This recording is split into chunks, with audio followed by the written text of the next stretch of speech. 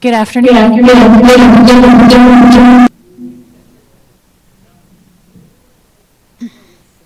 Take two. Good afternoon, and welcome to our 9th bargaining session with JESPA and the district. And a not snowy Tuesday, so hallelujah for that as well. So, according to our agenda, we are counter-proposing Articles 2 and 13. Caucus, the district is counter-proposing Articles 12, 14, and JESPA Safety Caucus, and then just agenda setting and joint communication. I had thought that you were going first, but we can... If you need us to go first, we can go first. Either way is fine. Yes, please. Sure. Happy to flip-flop. Be flexible. I thought I was facilitating, and so I think we're both a little turned around. That's okay. All right, Jen is adjusting the agenda. Excellent. And while Jen takes care of that, again, welcome. I'm Darcy Hassler, JESPA Bargaining Chair, JCAP Secretary Treasurer, and paraprofessional at Adams Elementary.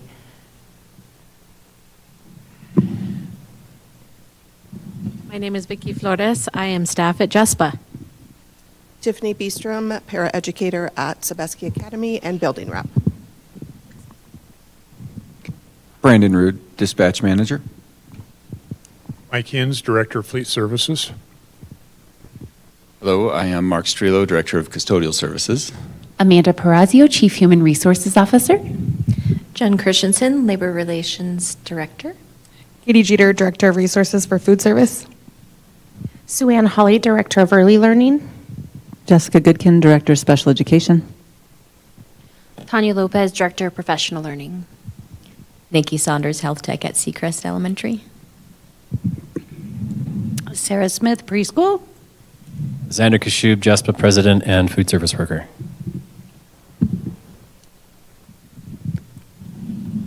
All right, we will go ahead and get started. As Darcy indicated, we have counter proposals to Article 12, grievances, Article 14, professional learning, and the JESPA proposed safety article. And so Jen will present 12, Tanya will present 14, and then I will present the JESPA safety article. As typical, I'll ask if there are any questions in between, but we know that sometimes caucus time gives us that opportunity, and we can certainly do Q&A after that. So I will turn it over to Jen, who will also be sharing, unless you want me to share. Okay.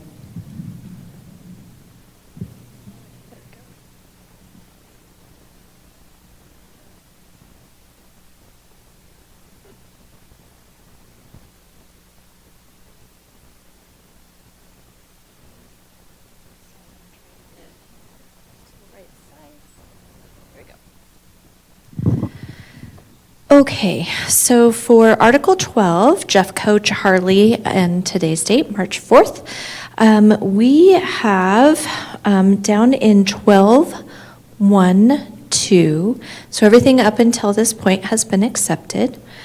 We added for 12.1.2, class of employees refers to a specific group of workers who share common characteristics, job duties, employment terms, or working conditions. We had presented this and then you struck and we added it back in. A definition for representative status refers to JESPA's exclusive authority to act on behalf of employees covered by this agreement in all matters related to collective bargaining, contract enforcement, grievances, disciplinary actions, and terms, conditions of employment. And then in 12.1-4, we went ahead and we added here, we took off, you all took off neutral administrator. We actually accepted that. And then we added here 12.1.4, administrators shall have the right to representation at all stages of the grievance process, but may not be accompanied by a legal representative representative at step 2 or earlier unless mutually agreed upon. So we went ahead and we did strike through HR and kept legal representative. 12.1.5, we did say the district shall make available to all administrators annual training on the collective bargaining agreement, including their duties and responsibilities under its terms. So we accepted all of that language. We did strike through the rest of that article. 12.2, we did rename this or retitle it from pre-grievance to problem solving. And we struck through with the submission of the step 1 grievance form. And so I'm just going to read through this because I think it might be easier to do that. So prior to filing a formal grievance, the employee may attempt to informally resolve the concern through a problem-solving meeting with the involved administrator. If the employee elects to seek informal resolution, the administrator shall schedule a meeting within 5 workdays of the employee's request. The employee and administrator may have a representative accompany them to the informal meeting. If informal resolution is unsuccessful, or the employee elects not to participate in informal resolution, a formal grievance may be filed within 5 workdays of the informal meeting. And then we came down here to 12-2 and renamed this to administrator meeting. Let's see here. I have all my color coding, so I know what we got going on here. So here, I will read through this. In order to initiate a step 1, JESPA must submit a step 1 grievance form to the appropriate administrator within 10 workdays of the violation or within 5 workdays of the informal meeting. The step 1 meeting will occur within 10 workdays. We added back in 12-3-1-1, if JESPA believes a violation of the hiring process has occurred, they may request to review the hiring bid folder within 5 workdays of the alleged violation. For example, failure to provide advance notification to the employee, failure to offer an interview, or selection of another candidate. If JESPA intends to pursue the formal grievance process, it must be initiated within 10 workdays of the review. The employee and the administrator will attempt to resolve the issue and may present or consider all available evidence related to the grievance at the meeting.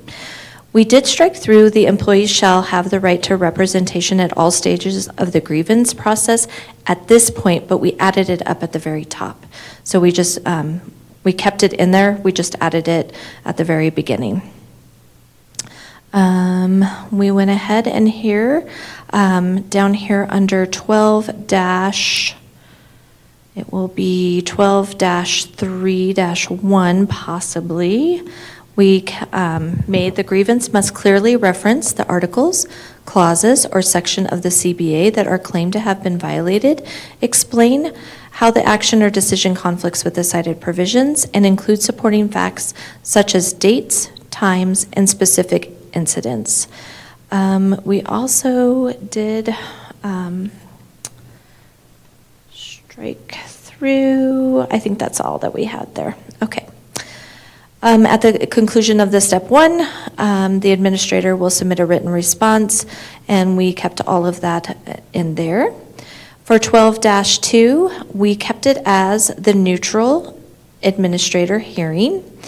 And I'm going to read that whole thing. If a satisfactory resolution of the issue is not reached at step 1, JESPA may initiate a step 2 grievance with the Office of Labor Relations by filing a step 2 grievance form within 10 workdays after receiving the step 1 decision. The step 2 form must explain how the step 1 response failed to meet the requested remedies. JESPA may also directly file a step 2 grievance if the grievance concerns a class of employees or the issue affects JESPA's representative status. That is also why we included those definitions at the very top. And direct filings must occur within 20 workdays of the alleged violation. a district administrator, so we did strike through at executive director level within the same department and added back in director level or above unless mutually agreed upon with JESPA, will serve as the neutral hearing officer at step 2. Upon receipt of a properly completed and timely written filing that clearly defines what remains unresolved as a result of the step 1 meeting, including the requested remedies, Labor Relations will schedule a step 2 hearing within 10 working days and hold the hearing review within 15 work days. And then down here at the step 2 hearing, the hearing officer will consider all documentation and evidence and hear arguments presented by the representatives for both parties and will have the opportunity to ask questions of the parties. And then we have neither party will be permitted to present new issues at the hearing unless mutually agreed to by the parties.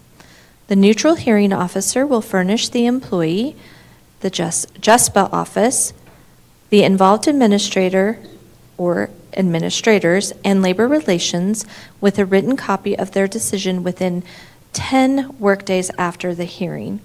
JESPA may elect to proceed to step 3 in the event a copy of the written decision is not furnished to JESPA within 10 workdays.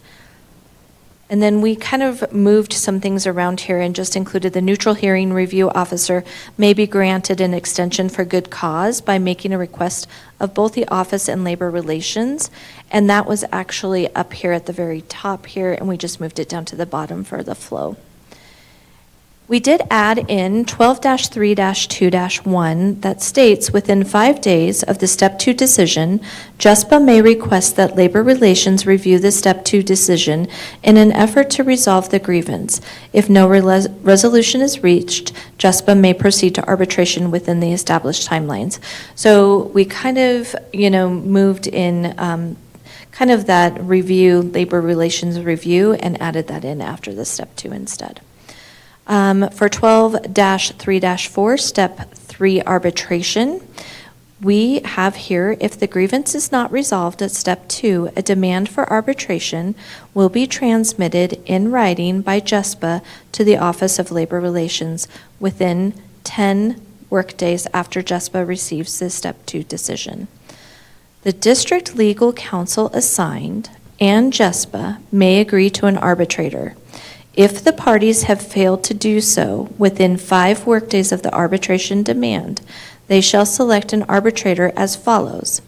Within 2 days thereafter, the party demanding arbitration shall request a list of 5 names from the Judicial Arbiter Group, or JAG, Judicial Arbitration and Mediation Services, JAMS, the Labor Arbitration Institute, LAI, or the American Arbitration Association, AAA, the cost of which will be shared equally among the parties. We didn't have any changes to any of the rest of the language here. And then down here at the very bottom, the arbitrator shall establish procedural rules, conduct necessary hearings, and issue findings to both the district and JESPA. The arbitrator is encouraged to issue findings and recommendations within 21 days from the conclusion of the hearing or final briefing. Within 10 workdays after receipt of the arbitrator's decision, the district and JESPA will schedule a meeting to discuss the decision. No public release of the arbitrator's decision may be made until after such a meeting takes place, and the board shall take official action on the decision of the arbitrator within 30 days of the discussion meeting. So we did strike through the arbitrator's decision shall be final and binding upon the parties. And then down here, we kept everything. We just changed the capital A to a small a. And under 12-4 general, let me see what we changed here. Under 12-4-2, we did strike through if at any level of the grievance procedure a decision has not been rendered within the given timelines, the grievance shall automatically advance to the next step of the procedure. We recognize that you had taken out the grid, and then we put it back in with what we had proposed in this section, because we really do want to keep that grid in there. And I know that your thoughts were to keep that in there as well, but we added it back in. And then in 12-4, we did add, any employee may represent themselves or be represented by JESPA at any step of the grievance process. Administration may also be represented or accompanied by another representative of the administration. However, a grievant may not be represented by anyone other than a designated JESPA representative. As the exclusive representative, only JESPA is authorized to file grievances. JESPA acknowledges its duty of fair representation to all members of the bargaining unit, including both dues-paying members and non-members. So we did add that in. And then on 12-4 possibly, upon written request, the parties will expeditiously make available to each other any data relevant to the allegations in the grievance. And we did take out in their possession. And then we also struck through this 12-4-8 that says nothing in this section shall prohibit JESPA from pursuing additional legal remedies as permitted by law. And then we also did renumber as we went. So that is our presentation of Article 12. Do we have any questions? I'm sorry, that was very long-winded.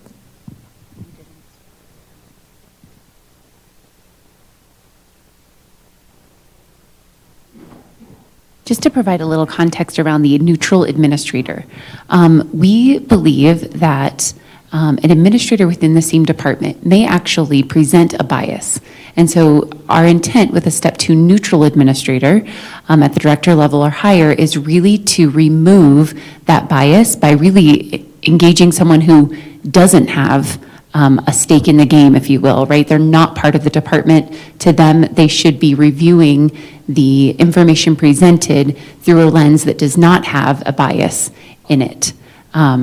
So just so you know, that's our thought process when it comes to a neutral administrator.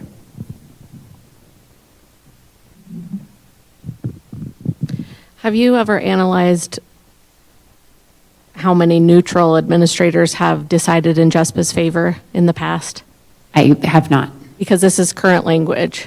And so the reason we're changing it is because, I mean, when we have grievances, we actually talk about how it's never neutral and we always lose at step 2.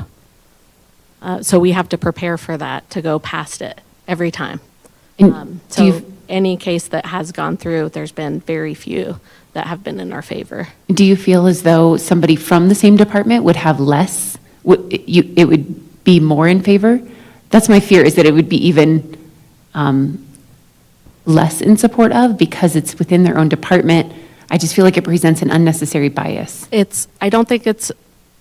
think we expect somebody higher up than the person who made a decision to do better, and that in order to solve problems based on someone that is under them in rank, that going to somebody who knows what the issue is, understands what should be happening, would potentially make the right decision. Is that a guarantee? No. It happens to be in the reason we presented a different process is because it doesn't feel neutral at all. And that we talk a lot about administrator accountability. So these folks are in positions of power and have authority and should be following policies and our contract, et cetera. And if their subordinates are breaking and violating employees' rights, there should be accountability to that, and the current process escapes that. It just goes away from the chain of command into HR's hands now. It used to be random people. It's now been all HR people, I believe, that get assigned to step 2. And it just feels like they're so far removed and that they can't really then hold the administrator accountable if there was a violation. But they don't really find in our favor anyway, for the most part. So I don't know. It's just a point. What I wanted Okay. to ask, I guess, around this is what about what you're proposing is any different from what we have? The only thing that I see that popped out to me was that labor relations could review it after a step 2. Is there anything else different about this than the current process? I mean, I think that that was the intent to get to the step that you added in. We don't disagree that a problem-solving process is helpful and supportive, and we know that that's currently in practice. That's something that Jen and Jennifer have been trying to offer and connect with you on as much as possible. Otherwise, I mean, it seems to me that a lot of the there's minor adjustments to language for clarification. Obviously, timelines we're trying as hard as we can to clarify timelines, because with all of the different timelines, it becomes very confusing for the person being grieved, for the grievant themselves, I'm sure. Not that I've been one, I don't know. And so that, that's our intent, is to clean it up and make it more simplified. That was part of our interests. And to be supportive for both the grievant and the grieved. Anything you would add? So Vicki, to answer your question about the hearing, neutral hearing officer. So some of our step 2s are being solved prior to even being heard by an officer. So to think about, how many are citing in your favor, when I think about a hearing officer, I'm not sure I can give you that data, but I do feel that there are some things that we're doing to not let some of those go to a hearing. We're doing some resolution at the pre-hearing. So those numbers may be a little skewed when we're thinking about if they went to a hearing, would the hearing officer have sided with JESPA if we wouldn't have resolved it prior to going to that? So I'm not sure that that's all I wanted to say about it. Thank you. I acknowledge that. I think we would acknowledge that you work really hard on helping resolve issues.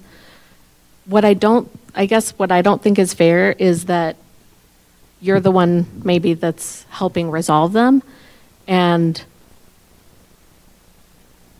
the potential other repeat grievances over and over again are not being heard above in the chain. And it's just kind of the same issues keep happening. We're trying to build in some different kind of accountability structures. I guess that's all I'll say about that for now. I think we have some other questions that we can ask after caucus. All right, we will go ahead and move on to Article 14. And I believe that Tanya is going to present, and Jen will share her screen.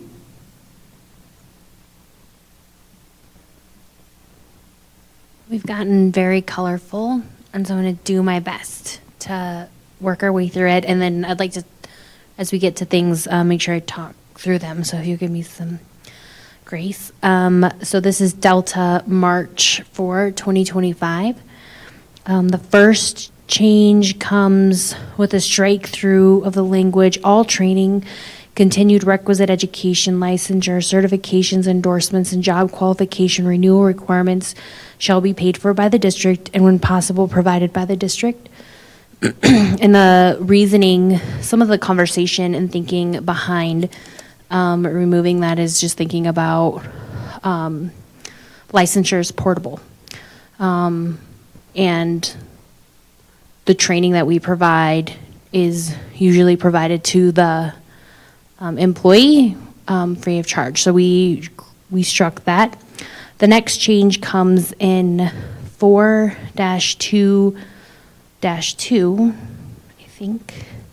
And we just changed back again You'd requested monthly, so the association release time for the meeting of the Professional Learning Committee to happen, we moved it to bi-monthly, just because of the amount of time and energy it takes to put on these meetings. So they're day-long meetings for 8 hours. It takes my staff a couple of days, if not more, to prepare for them.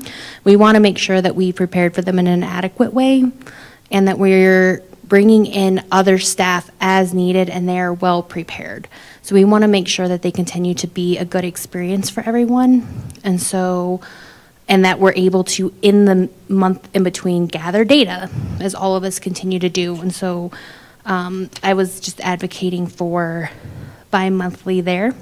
It also reduces the release time of people out of buildings by keeping it bi-monthly. And our training, or our professional learning, is not even monthly. It's 4 times a year, sometimes for paras, secretaries a little more, so it might give us, we don't even have monthly. So we thought it might be, so we wanted to offer monthly there. Under that, we perform their duties as the professional learning committee member, instruct, assess, and recommend current professional learning and development opportunities as needed, because that's just redundant from what is listed before or underneath in 4-2-3. The next change comes in number 3 of the same section. And we've just changed the language to say, "and ways to support diversity in the ESP workforce," and just struck, especially in those from underrepresented groups. We thought that was stated already. And struck, additionally, the PD committee shall develop and implement strategies to strengthen the ESP workforce, because that felt out of scope for a professional learning team. We struck the first bullet, prioritize diversity, equity, inclusion by identifying and addressing systemic barriers and hinders for retention and advancement of ESPs, and why we feel like that is necessary. It just didn't seem actionable. So then what you'll see is in each of the bullets below, actions that the professional learning committee would take that feels in scope for a professional learning committee. And so you'll see below their action verbs. So we changed the first one to exploring and recommending, identifying professional learning that provides, identifying, learning, exploring and recommending, and exploring and recommending. The last, nope, it's not the last, I tried. It's 4-3-14-3-2. Says ESPs will be compensated for their regular rate of pay for supervisor approved training. Trainings will not be denied for arbitrary or capricious reasons. That was struck. And then we moved, the final one is 14-4, preschool professional learning, to be moved to Article 14, professional learning. This language is moved from Article 15. The district and early learning office will provide paid time to attend all required district training. All curriculum trainings are required trainings. ECIPs will be invited to attend all curriculum training. A regularly updated list of all trainings offered by the early learning office to licensed educators will be made available to preschool ESPs. Approval to attend non-required training for a role must be requested by the ESP and reviewed for approval in a timely manner. The Early Learning Office will use its discretion for those approvals and any addition compensated time to classroom absence for training attendance. In the event a new support or curriculum is to be implemented in early childhood, current paid training days or additional paid training days will be utilized for required training. All required professional development shall be relevant to the working with the population of preschool students. That's all.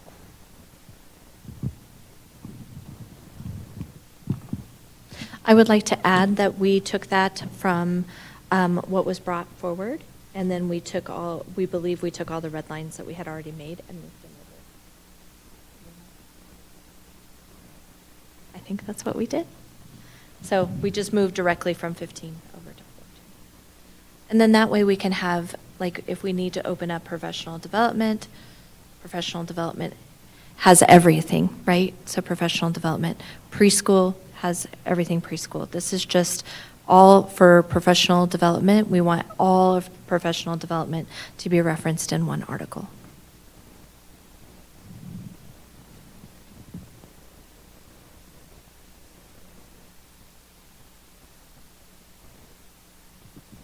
Assuming there are no immediate questions, that you'll review that in caucus.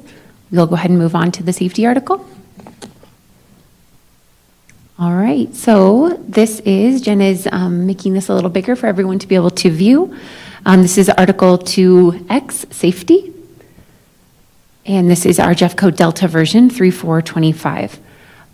Again, a very colorful article, and so I'm going to only read that which we have made adjustments to, unless, of course, it's in context. I need to read the whole thing. So in 1.1, in cases of an accident, assault, or incident involving head injury or other bodily harm, 911 shall be called if appropriate. No employee shall face disciplinary action, retaliation, or adverse employment consequences for contacting emergency services, 911, in good faith due to an immediate safety concern. So we just modified shall ever be discouraged from calling 911 and expanded it to that previous statement I just read. At the end of 1.1, the district expectations for use of 911 will be made available to all ESPs during orientation and at the beginning of each school year. ESPs will receive training on emergency response procedures appropriate to their work site. In 1-3, we combined 1.3 and 1.4 because it was kind of saying that it was talking about the same type of situations. So we've now modified it to say, administrators shall communicate student safety plans, behavior plans, and discipline information concerning any student enrolled in the district to all ESPs who have direct contact with that student. And then at the very end, we have modified some of this from previously citing FERPA to simply say, any school employee who has provided this information shall maintain its confidentiality and shall not communicate it to any other person. Under 2, transportation, we've modified this slightly to say each bus terminal will be provided equipment, again, this is reverting to our previous recommended language, to use for snow removal. Maintenance and operation responsibilities shall be assigned appropriately. It's my understanding that that is current practice. We do not have the ability to add staffing to be able to remove snow at transportation sites. I mean, certainly there is a whole team of snow removal that plows the different parking lots and such, but each facility manager is often the person at each site who will remove snow. And so terminals have been assigning those responsibilities to their staff on site. In 2.2, bus assistants shall be assigned based on documented student needs. This is typical practice and route-specific requirements. Under emergency, we simply removed the word security protocols and put district protocols. So this is regarding notification of threats, weather, and other emergencies in alignment with district protocols. Under training, an annual overview of the district's site-specific and location-specific emergency response procedures training will be provided to all ESPs and will be posted where they work. So typically, we refer to this as the standard response protocol. However, we recognize that there are other emergency training situations that might exist outside of the standard response protocol. And so we just want to make sure that we encompass all emergency response procedures that may be necessary for an ESP at their specific site or location. Under 4.2, paid CPR first aid training will be provided biennially. So the American Heart Association requires that this training actually be updated every 2 years, not every year, for the certification. So for ESPs whose roles require it. Staff who request CPR training, but for whom it is not a job requirement, will be considered on a case-by-case basis. Again, we desire to provide as much access to this training as possible, especially hearing about the increased interest. And we also acknowledge that we have limitations of timing and staffing in order to provide it. I do want to acknowledge and thank the professional learning team for making it a priority this month during the non-contact day to provide additional opportunities. And so we will certainly encourage that team to continue doing that throughout the year on multiple non-student contact days where ESPs can take advantage of that training. Crisis prevention, that is already agreed to, I believe, in 4-3. Again, as soon as practicable is something that we added back in. ESPs will be provided with training on the prevention, intervention, and disciplinary processes from the District Prevention and Intervention Manual. It's really challenging to be able to provide this training annually before the first student contact day when we are again hiring ESPs throughout the school year. And so we also don't feel as though within 30 days of hiring is necessarily reasonable. I mean, personally, I think it should happen within a week of hiring, but I also know that that may be really challenging for some administrators when they need, when they have their training that they may need the ESP to participate in and certainly need the ESP to begin their job responsibilities immediately. Certainly, this is something we can encourage when we have our annual training for our administrators on the JESPA negotiated agreement, along with all the other things we will encourage and require of them. This is something that we certainly will emphasize. ESPs will be trained on proper reporting procedures to ensure their safety. And then in the next sentence, I think that this, we can't say that they'll never be called upon to investigate suspicious activities because campus supervisors are called upon and they are part of the JESPA negotiated bargaining unit, rather. And so this can't exclude people who actually are trained and called upon to do this. In the next one, we have ESPs may refuse directives that a reasonable person would believe creates a risk of injury or death. So that certainly should be responsive to the previous statement around being called upon to investigate things that potentially an employee may feel as though are dangerous. In 5-2, we have struck this language around all district radios used to contact district security will work inside the building. This is ideal state. We want this to happen, and we acknowledge that there will be times, especially in very internal parts of the building, that this might not work, especially in the age of some of our buildings. And so we are committed to expanding our communication around the use of school-based phones and cell phones when necessary to call safety and security. Every employee should have that number, in my opinion, programmed into their phone should they ever be in a situation where they feel unsafe on school property. And there should also be an orange sticker on every phone across the district that lists those two phone numbers. If that is not in practice, we are happy to make that in practice. We've already talked about additional patrol for mountain schools. In 5-3, all schools shall have security camera coverage at all designated visitor entrances to the building. So just changing that from public entrance to visitor entrance. With regard to 5-4, so we have struck the language around the accessibility to the cameras, knowing that our patrol and our dispatch is on 24 hours and they have access. Should it be necessary, there are people who are viewing cameras and can access those when prompted to do so at any time. So should an employee feel unsafe exiting or entering the building, they can certainly call upon security for that assistance. And again, we want to avoid any type of misuse that could or has occurred in the past. Under site-specific, we have removed the language around funding for social and emotional materials. We believe that this is a site-based decision, and again, is oftentimes aligned to the needs of the various schools. And schools do typically have this ability to choose what it is that they need and meet the needs of whether it is a general education student or a student who is identified with a disability. Under 6.1, independence support paraeducator, staffing will be determined by the student IEP team based on student needs.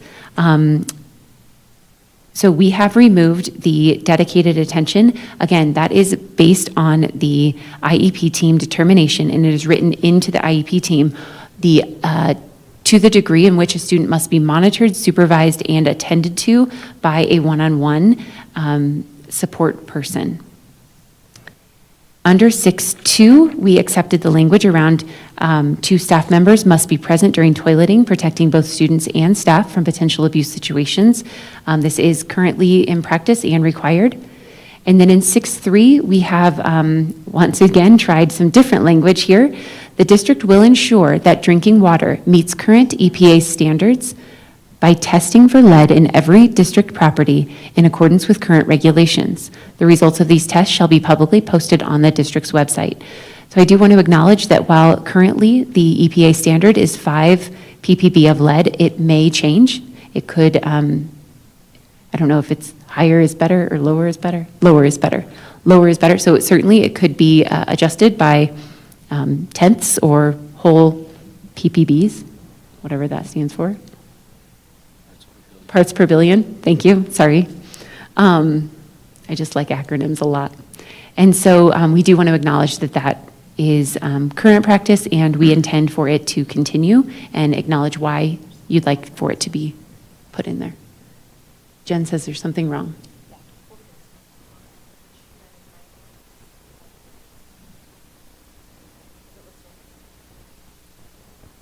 Oh, interesting. I have the correct copy. Yeah, so that last statement, what we tried to bring it all together into one statement is the district will ensure that drinking water meets current EPA standards by testing for lead in every district property in accordance with current regulations. The results of these tests shall be publicly posted on the district's website.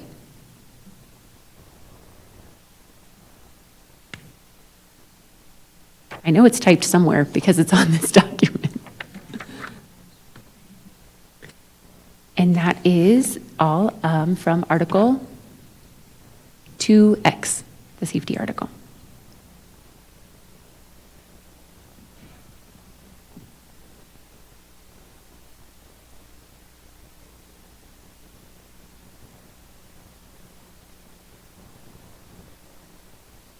We shall make sure that it is adjusted accordingly in the one that we send to you, but if you have any concerns about, you're welcome to have this copy as well, if you're wondering about the language.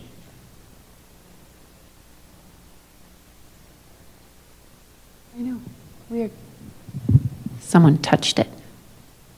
I'm just kidding. So Darcy, if you'd like to do caucus now or Q&A, whatever you'd like to do. I'd like to do caucus, so we bring all questions rather than back and forth. Half hour would take us to 5:15.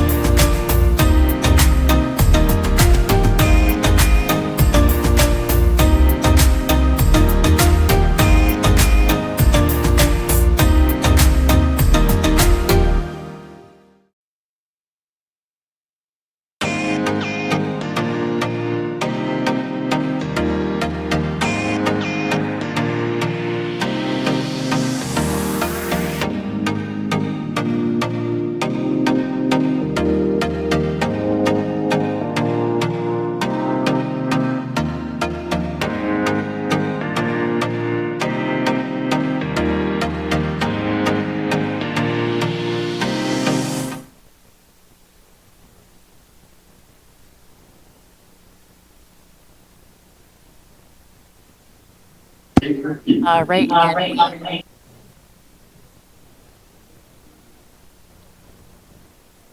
All right, and we are back. Thank you for that. We will go in order. So on the grievance, article, questions, yes. On Article 12, as Vicki alluded to, Jen Christensen is doing a great job getting things resolved at the lowest possible level when possible. But we want to make the point that employees are harmed, and it might be a different employee, but it's the same problem, sometimes repeatedly, and there seems to be no consequence to admin. So while we recognize that Jen is doing a great job on getting things resolved, heaven forbid Jen's not in that position and it's someone else, I'm just, I know nothing, obviously, I'm a parapro, we're, you know. That's why we kind of want the structure taken care of, that it's not person dependent. And we continually seeing employees harmed with the same issue. So that's why this is very near and dear to our heart. We just wanted to say that. Don't understand. Can you tell me more, tell us more on why administration would need representation in a grievance process? So one of the things that I'm not sure that you know, and this, again, this connects to both this question and the previous conversation around the neutral administrator and why not have it within the same department. Oftentimes, when an administrator is taking corrective action or responding in a certain way to a certain employee or conducting a hiring practice, they are collaborating with their own administrator. So their own administrator has already, or their own supervisor has already had input into it, has potentially approved it, has had a conversation, has collaborated around it. And so, I mean, that's one of the pieces of bias that we feel like will be inserted. That administrator has already, they already have knowledge of it. Now, certainly, there can be a rogue administrator or a rogue supervisor who makes a decision that the direct supervisor is unaware of. And then in that case, certainly, it would make sense for them to be the neutral administrator, or not the neutral administrator, but the hearing officer. However, we're just trying to remove bias as often as we possibly can in those particular situations. Darcy, you asked the question, and I went down the road of connecting the two, and then I completely lost. Why do they need a representative? So here's what I would say. When an employee comes in with a representative and an administrator is all alone, I mean, first of all, number one, they have no witness. And so their words could be construed. Second of all, they might not have someone to look to and say, can I do that? Is that okay? Is that possible? Right? Because oftentimes, not often, but sometimes the remedy might be out of the realm of what's typical. And so they might need approval to do something. They might also look to their supervisor and say, we made this decision together. Like, how are we going to fix this?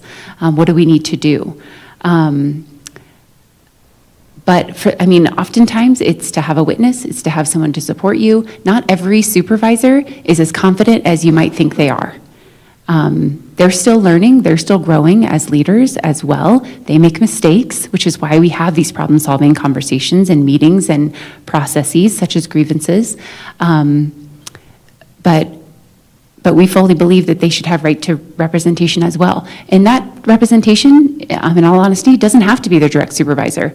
It could be John DeStefano from JCAA, right? That oftentimes has been someone who's been called upon to support or represent an administrator when they're being grieved. Because just as important as it is to protect the employee who is the grievant, I would say that JCAA feels as though it's important to protect the supervisor when they haven't done wrong according to policy or according to contract, according to interpretation. And so those are some of the reasons that I can think of why an administrator would want representation.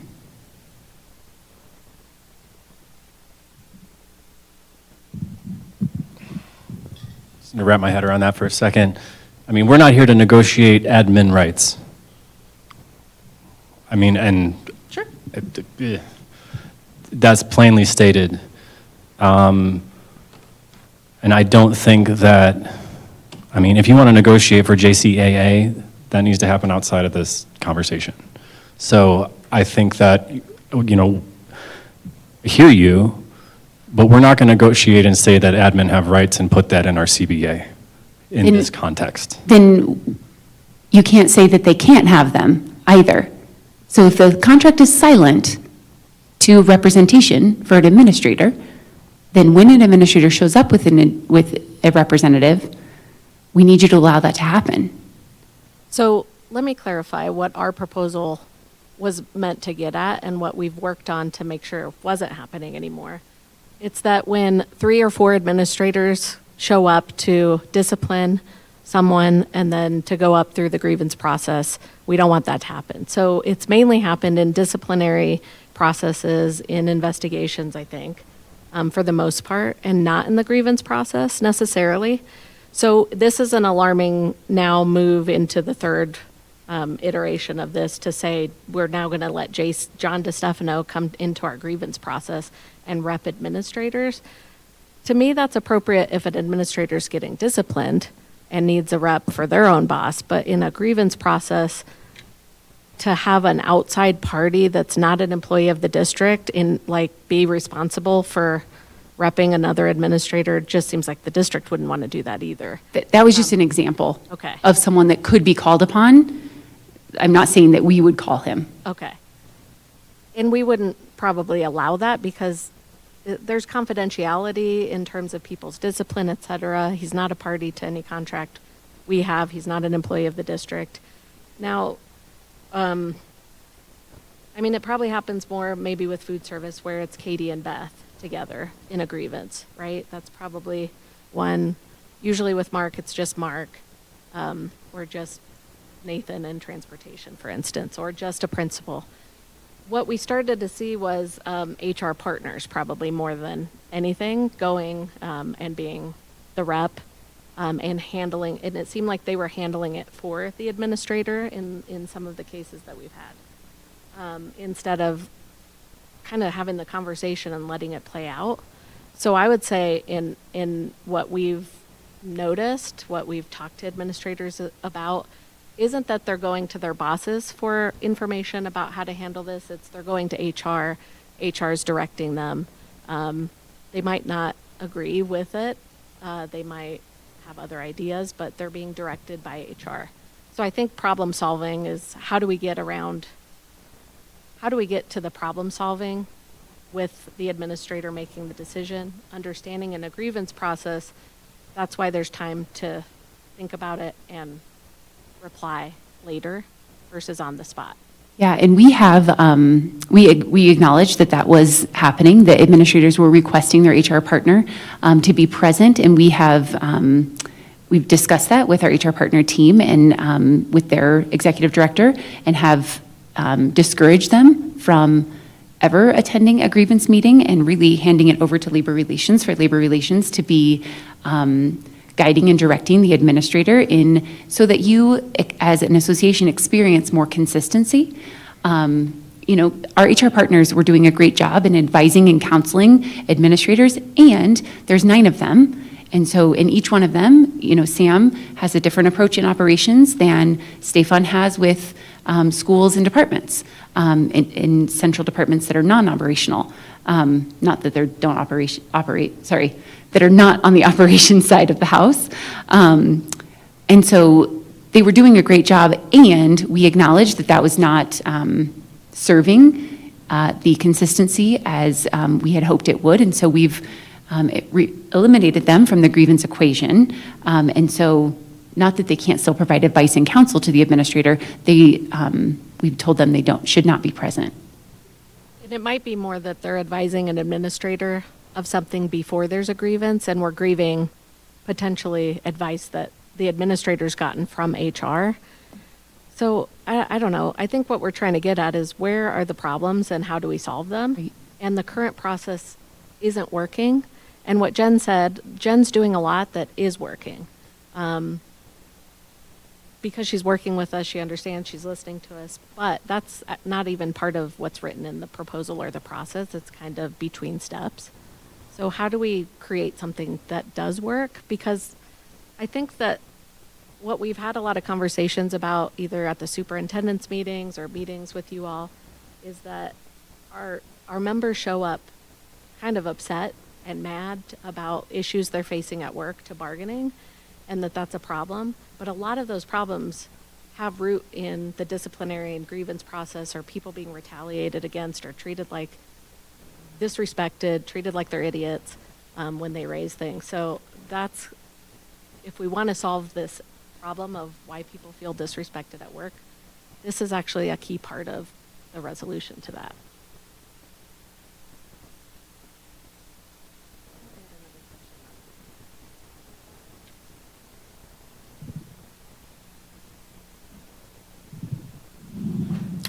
Moving on to Article 14, and this is just a clarifying question, Tanya. You have bi-monthly in there. I want to make sure that you mean every other month as opposed to twice a month, because you wanted it less frequently, but that's just one of those things that can be misinterpreted. Since I'm leaving, I don't know. Stop it. I'll leave it for them to meet with you as often as you'd like, Darcy. No, I meant, yeah, you're right. Not, yes, every 2 Every other? months. Okay. Every other. And the only reason why we put monthly in there was if the focus is changing, right, maybe that select group is meeting every other, but Yeah, I think, if that makes sense. and right now it falls to a team, 1 or 2 people, and putting the agenda together, figuring out who's coming the next. And we're really grateful that during those meetings, we're setting the agenda and just determining who we need next. And then it takes some time to pull, and all of a sudden the 3 weeks is over and it's time to meet again, and it comes really fast. And we want to make sure we're meeting our commitments that we make during that time. Okay, thank you for that. That's what I was hoping we I understood. but- appreciate it. Thanks, Darcy. Yeah. And then a question, you struck through why you want to arbitrarily deny ESP training. You struck through training shall not be denied arbitrarily. Can you talk more about that? You direct me to the article where,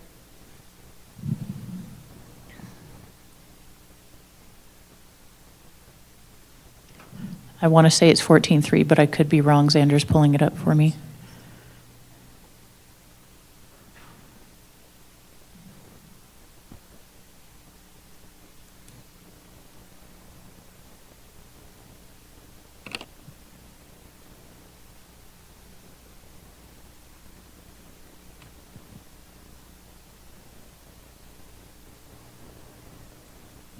I think it's in 14.3.2.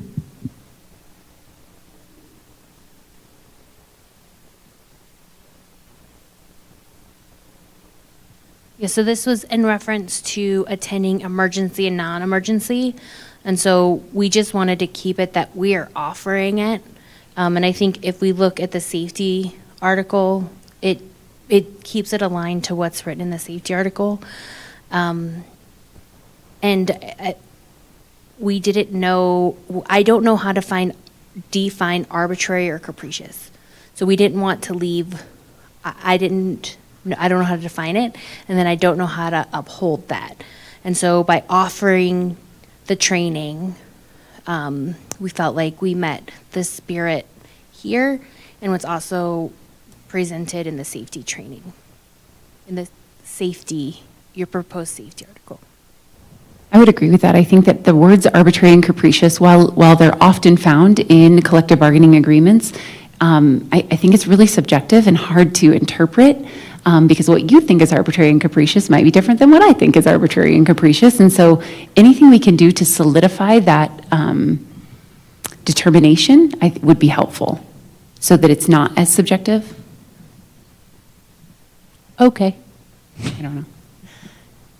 And just a quick overview on the stuff that you moved over from Article 15 from preschool. It looks like some things might not be exact. If you're just expecting us to counter and clarify, or if you can clarify. Yep, so there was just one thing that did not get redlined in that. It was in 14-4-1. And it was just all curriculum trainings are required trainings. And then what we ended up doing, and that is just what we presented in Article 15 in the professional development side. That was redlined on that side. When we brought it over to the Article 14, it did not come across redlined. So in the one that I sent to you, it did get redlined. So I just want to make sure that you understand that that was originally what was proposed in Article 15. When we moved it over, it did not get redlined. So I did redline that in the Article 14 that was sent to you. Does that make sense? So when you say redlined, you mean you struck it in 15? We struck it. And when it copied over into 14, It was not that struck anymore. deleted? It was no longer struck. It just kept in there. The wording, all curriculum trainings are required trainings. We're not saying that that's true anymore. They're not all required. If that makes sense. When you say it that way, that makes more sense. Because to me, the whole document is redlined, so that's why I'm like added language or Oh, I see what you're saying. strike through language. Yeah, so it was struck So- through last week in Article 15, though that one sentence was struck, and when I brought it over, it was not struck in Article 14. So we just made that happen, and I made that comment on there so it was clear. Okay, thank you for that You're welcome. clarification, because I remember you said something and then it didn't match, so we had to Yeah. ask. Thank you. Which takes us right into the safety article. I'm going to have to ask for audience participation here. Those of you in the audience, how many of your phones have those orange stickers?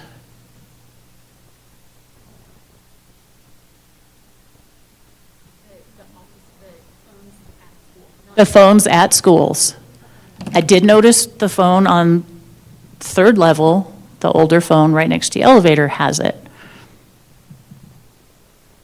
Does this room have the orange sticker on it? Noted. So, that just, They are handed out at the beginning of every school year at administrator standard response protocol training, and so they are supposed to stick them on the phones. So I hear you. okay. And I heard that in Article 14, we want all training in there, which is why preschool got put in there. But in the safety article, it has training that will happen at schools. How does that? So I want to does that differentiate. differ? Yeah, I feel like training and professional learning are slightly different, right? So professional learning is really, in my, Dr. Lopez can certainly chime in on this a little bit better. Professional learning, in my opinion, is more geared toward improving your skills in your profession. So if you are a paraprofessional that's instructional, you might be getting training or rather professional learning on a specific intervention resource and how you implement that resource in a small group of students in first grade. I see that as professional learning, whereas I see training as it happens, one time, and it's about procedure, protocol.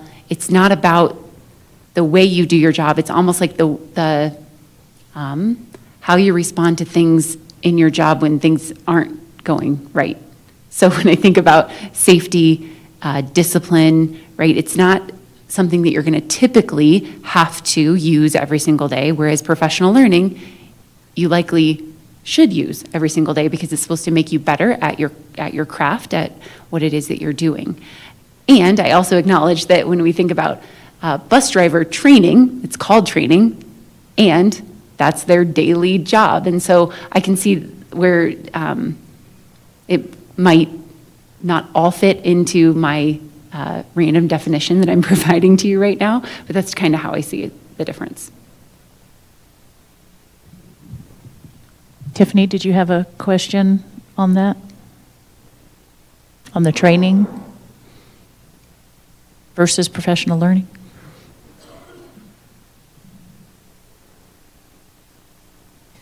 When we have, so we get, as a paraeducator, we get the lump emails. Sobeski's a little different because we have so many other trainings that we need for our job. So who's responsible to make sure that we get those trainings? It's kind of like with the phone thing, the orange stickers come to the building, but who's responsible to make sure that they get on the phones? With the professional development, who's responsible, like who are we supposed to go to say, hey, I need this training, how do we make that happen? So, I mean, certainly, like to your point, paraeducators require different training because, especially those working at Sobeski or other affective needs centers. And so, for example, crisis prevention intervention is required of all employees who interact with students in those type of centers. I mean, it is typically, I would say, the administrator's responsibility, the building administrator's responsibility to ensure that all staff are trained. And sometimes it's the individual staff member's responsibility to ensure that they're recertified, right? So CPI, you have to recertify every year, 2 years? We go every year. Yeah. So I think it depends. Tanya might have more. I think there's a couple of things that play there, and the special education team has a person that oversees the learning for that type of person. They work really closely with us in the professional learning team, and so they communicate that.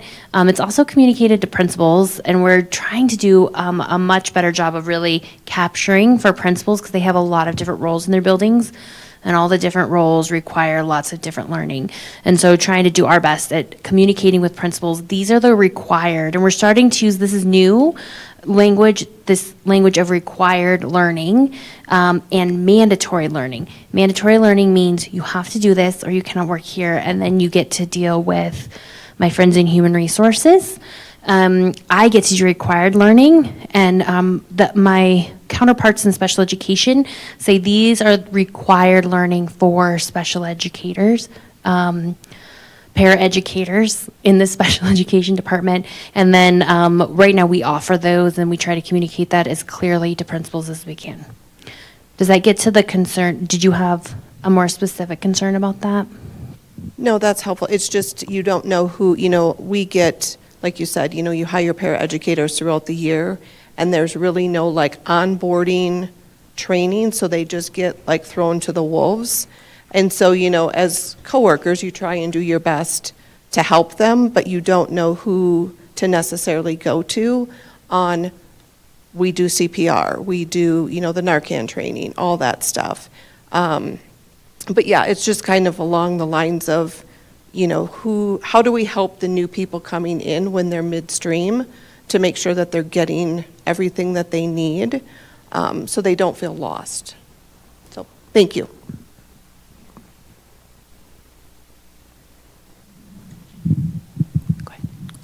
And then moving down to the social emotional supports, there seemed to be a receptiveness when it was just our special ed kiddos. And when we said that there's a greater need, now there's no reception. And this is students, this is students. That's why we're here to support and help them learn and grow. and having that be struck and saying each building can prioritize it, please talk more about that, because SBB is, as you know, there is no fat. Yeah. So, so special education is mandated by the documentation, right? So if a student needs sensory breaks, they are documented in the IEP. For a student who is general education and not identified with a disability, certainly, I know that teachers provide what they can. I know that buildings provide what they can. And it's not a one-size-fits-all, right? If we give the same thing to every single building, one building is going to use all the tools in a toolkit, and another building's going to be like, I don't need these, we don't need these, we're not going to use these. So the resources have to be determined by building need, right? They have to be determined by this group of students in this school that need this. And then down the street, this group of students need this, right? Some of them need a sensory room. Some of them need extra balls at recess because they need that, crossing the midline type activity to, gain that, those skills, those physical skills, even though they might not have a documented disability. And so, while I would love to be able to just throw money at schools and say, buy whatever you need, we don't have the money to do that. I mean, you've all heard the budget presentation. We can certainly provide a list of resources that schools can choose from. As you all know, they do have curriculum around social emotional learning that doesn't necessarily come with tactile objects to support their sensory needs.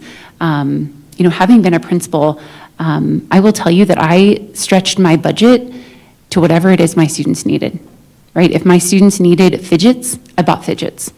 And if I needed to go buy those fidgets myself and claim my $250 return on my taxes every year, then that's what I did. And while I don't expect any administrator or teacher to do that, I also expect that they are using the budget dollars to support the students in front of them annually. So if they have carry forward dollars, if they have underspend, if they are putting their dollars in places where it isn't directly in support of students, I would say that that's a conversation we need to have with the individual administrators on how do they align their budget needs with the students that are in front of them every year. Amanda? Yeah, please. So, also I think about, there's lots of things that we don't need money for, right? In a few buildings that I know of, I would say like a tier 2 intervention is a sensory walk, right? That has been built around the building. And so I hear you about the need, right, around everybody. And I hear the budget constraints, and there are ways that we can go about providing those kind of breaks, whether they be sensory or coping strategy related, right? That doesn't require money, right? And so I think, what are other tools that we could use in terms of what are other buildings doing, right? That can help other buildings that may not know that those tier 2 interventions exist around the building to help with all students, right? Not just special education, to what you're saying. I'll just say again, my lens, there are students who are unidentified due to parental unwillingness.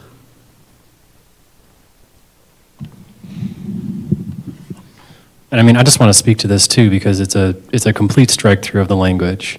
And what I'm hearing is potential solutions. And so when we see a complete strike through of this language, what we see is it's not an interest of the district to provide these resources for students. So we would really appreciate this conversation to continue because it's incredibly important. I just wanted to go back to one thing that we mentioned before about the arbitrary and capricious, because I just want to connect some dots. In your article, your safety counter, in the, I believe, security section, 5.2, you countered with ESPs may refuse directives that a reasonable person would believe creates a risk of injury or death.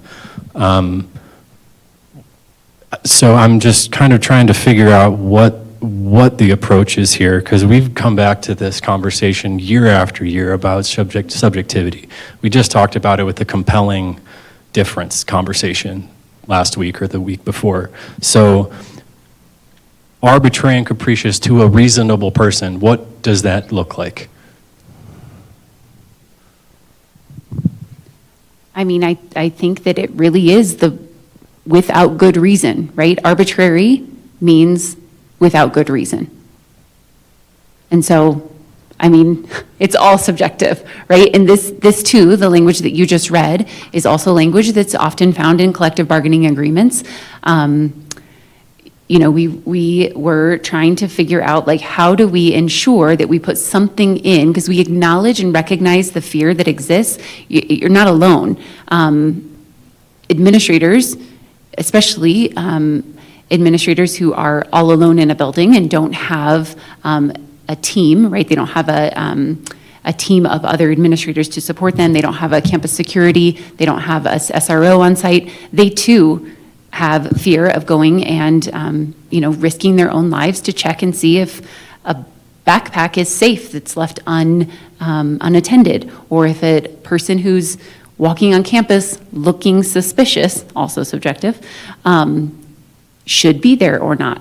And so that is why we have an entire team of our safety department who can respond in those situations. And none of us should have to respond if we fear our lives, if we fear risk, or we fear injury, or we fear death, whether you're an administrator, a licensed teacher, or a non-licensed employee.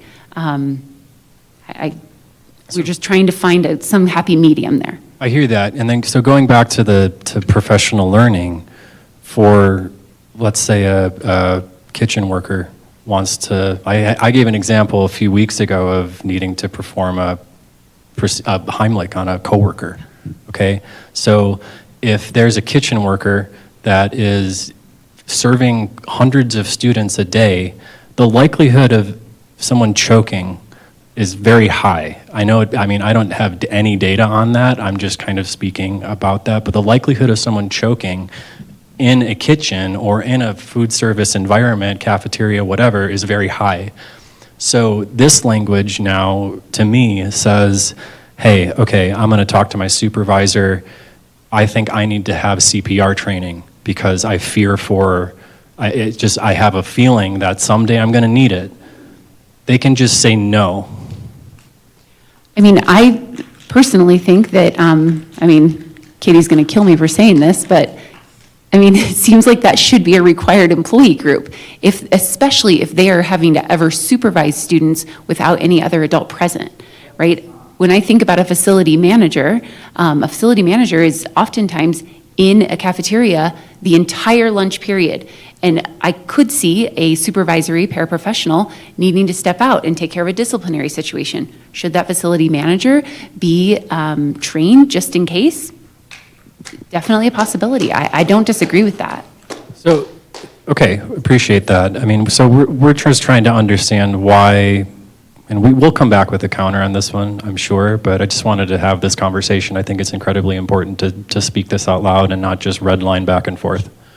And I mean, I would say that that's one of the reasons that the state changed a requirement around field trip chaperones. At least one field trip chaperone has to have CPR certification now. And so that's something that we put into place a couple of years ago. I can't remember, but that, so 100%. I don't disagree with you. Okay, and I'm just also just thinking, I mean, there are folks, there are ESPs who are asked to supervise kids, and that's not part of their job description. That happens in buildings all the time. Just because it's not part of their job description that they should have certain emergency trainings. So this person who's being asked by their principal to go do this, and they do it because they do, say, oh, I need this training. This admin can then could deny them, even though they're doing the work where they will need it. So I think this is going to be a sticking point. So yeah, again, we'll come back, but want to have a conversation. Thank you.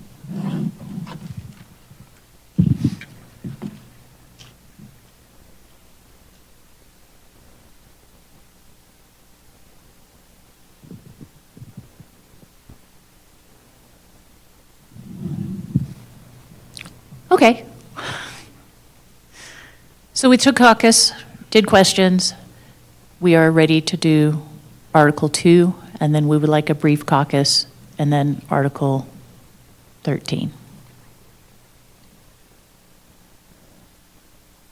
Considering time. Okay, Article 2.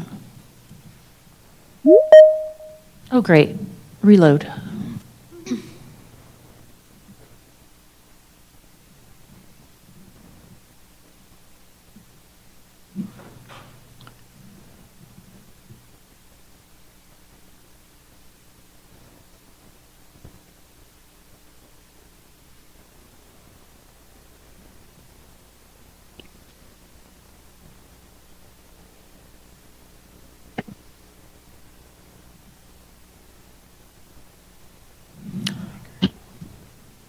All right, our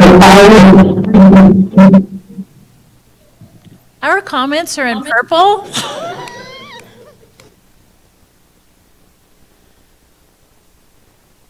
So we struck through the first sentence of 211.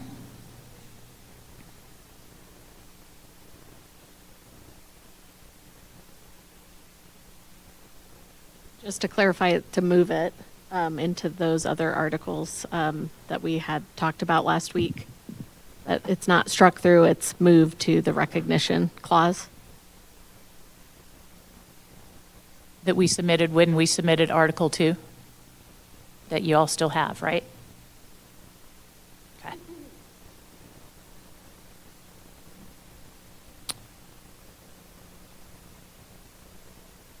Scrolling down to 215. Sorry, 2132.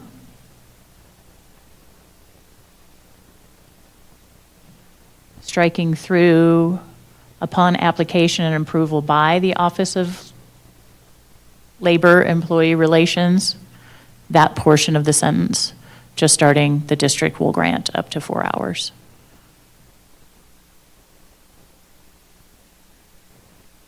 So we don't really apply and get approval for grievance, it just happens.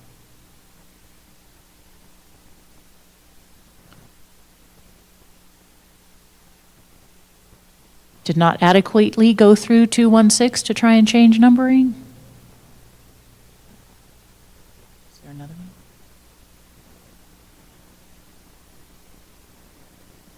Two 151. Striking through in the event of JESPA membership receiving 50% or greater, because that's not district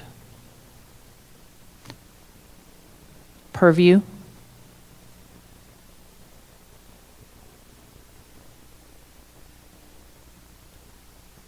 Then on the 216, didn't go through and change the numbering, just agreed with the comment on there that that is no longer 215. On 21641, revising the language of a recorded version of the orientation will be available, struck through that, rewrote it below. A recorded version of the orientation will be available after attendance to employees for review. So we agree that it's good to go back and look at, but we don't want to get back into where we were before of not having the in-person as the primary or only. We think it's really important not to just sit there and watch a video on how to do all this stuff. Sorry, orientation, I was unclear. Stuff, orientation.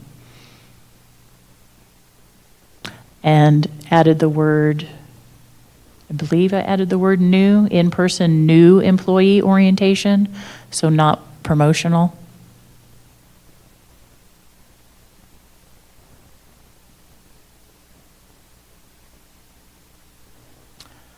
And struck through per employment law, just no employee shall be singled out, clarified, retaliated against, or discriminated against because of their involvement with JESPA. Retaliation and discrimination are two very different things. Wanted to make sure that that was clear.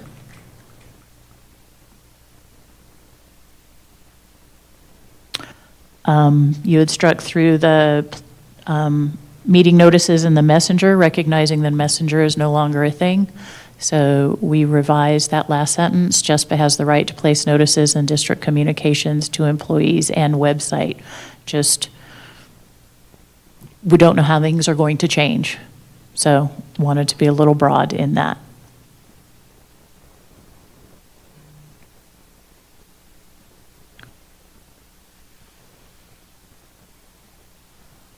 On old numbering to 166, which will change. You had created some language, we're revising that into the employee must give written permission. Following the sentence, a right to review employees' official personnel. JESPA may have a right to review official personnel file by making a written request, and just clarifying that language that the employee must give written permission.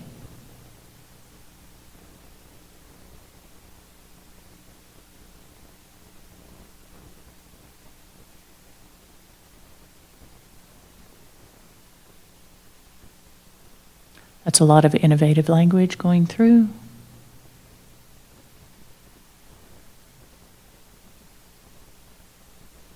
Then 223 on the opening and closing of schools, adding some clarifying language there. Gone a little bit back and forth on new language to develop mutually agreed upon procedures concerning staffing changes, reduction of salary status, and the rest.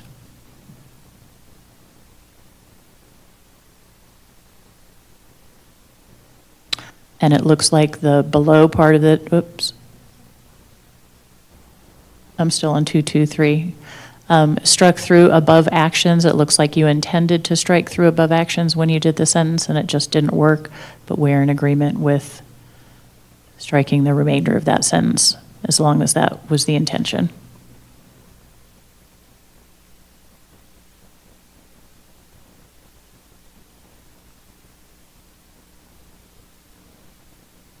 Going back to the collaborative working group, this has been gone back and forth. The committee shall conduct reviews at least twice a year of work assignments, outsourcing, and insourcing plans. Any findings inconsistent with the agreement shall be documented and addressed in a timely manner.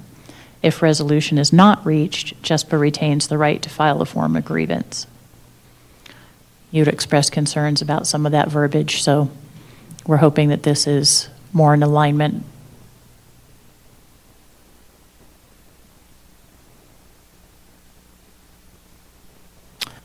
And under meet and confer, you had struck through the policy or departmental changes. So again, we revised this language. Department policies or handbooks must apply with this agreement and the law. Electronic copies will be provided to JESPA when changes are made.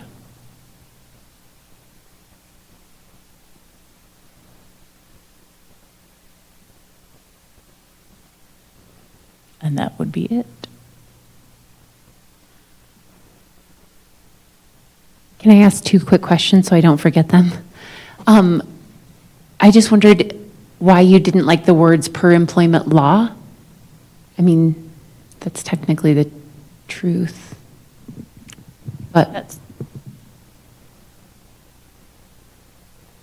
Until PROPA passed, that actually wasn't true in the law. It existed in our contract before it existed in the law. retaliation and discrimination? Or union activity. As Oh, this one. okay. So, yeah, but yes, like specific to other types of retaliation and discrimination, yes. So this was meant to be broader, and I think we were trying to capture the spirit of what currently existed, regardless of that new law that clarified that. Okay, thank you. And then what does the reduction of salary status mean? Oh, you were just there. It was in that very last one. It said staffing changes, reduction of salary status. Does that mean like shifting people within the salary? Sorry, the word is escaping me. What's it called? The salary guide, not the salary guide, the salary Wage schedule. Schedule, thank you. I just wondered what that was. It's a good question. We left it in here because it was in some of the original language from somewhere in this article, maybe in this very section. I don't know that this has ever happened besides maybe back with the wage, there were furloughs. So we thought maybe they would refer to like in times of massive, there's no reserves, there's furloughs being proposed to make sure that that's not allowed to be implemented without some sort of negotiation, if that ever happened. So we just didn't want to like lose language that we already had there. But it may need further clarification. Yeah, and it could even be change in salary status, right? Because it could be a reduction, it could be an increase. Not that you would disagree with that, but I mean, it could be other things, I would think. That's all. I mean, yeah, that's an interesting one. I think the only opening and closing of schools that we know of right now is Jefferson. So I think that's kind of what we're thinking about, is ensuring that employees have rights and that we develop written procedures should that happen. And yeah, I think the district was thinking about incentives to increase in order to have retention. So anyway, Okay. forward to your counter. Sure. Thank you.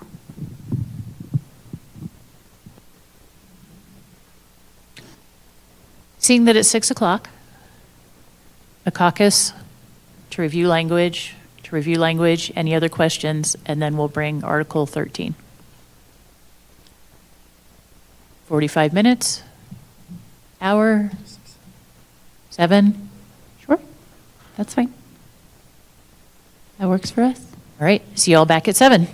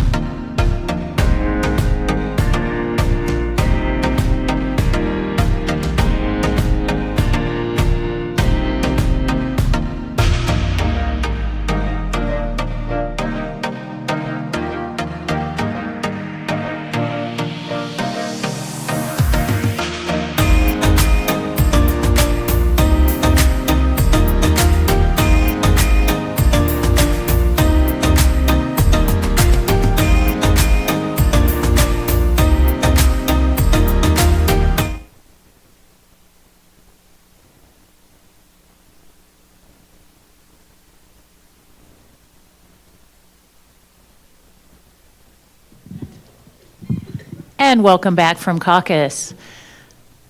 And we have our final article, Article 13, to present.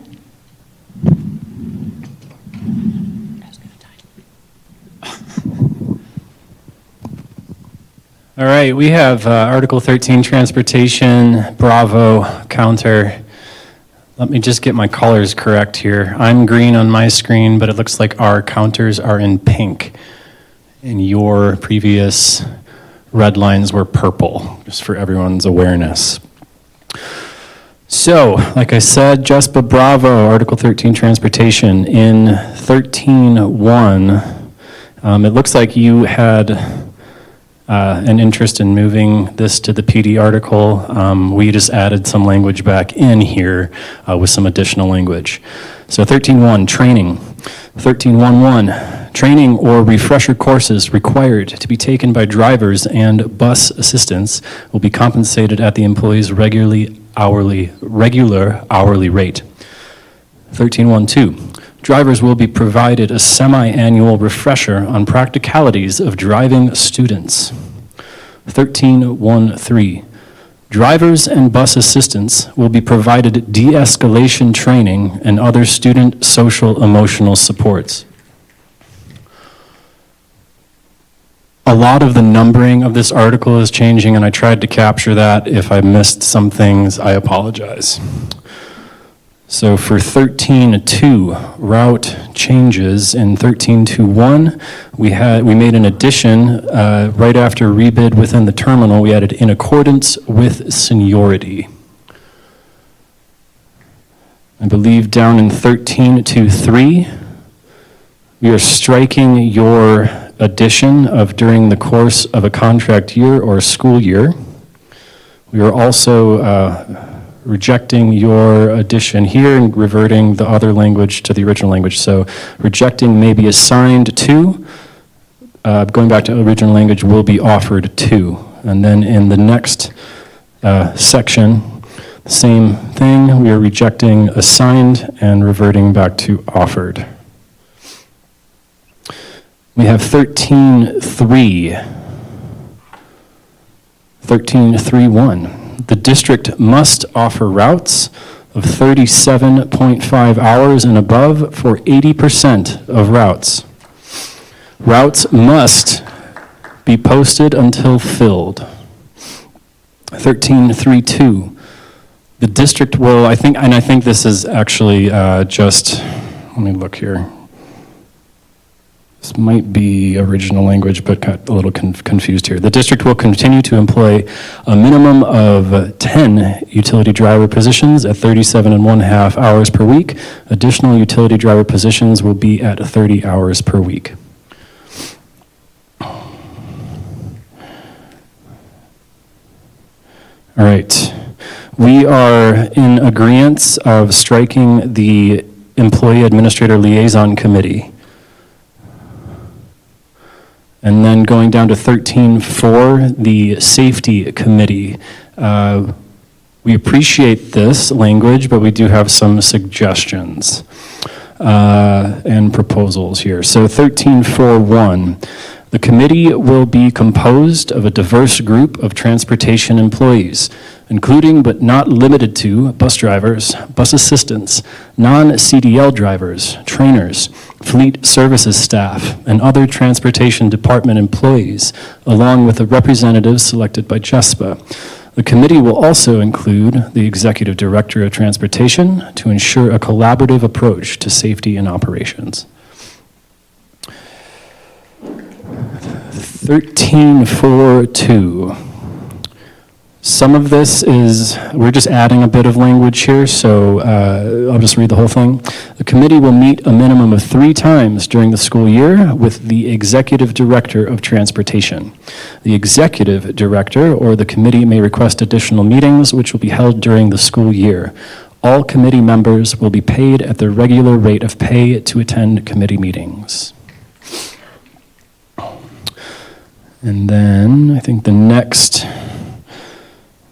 counter is... Can we pause for a second? Sure, go for I'm it. showing one that needs a minor change. The intent of our language was to capture the new committee and what it's comprised of. And so you see, along with a representative, we mean a chair.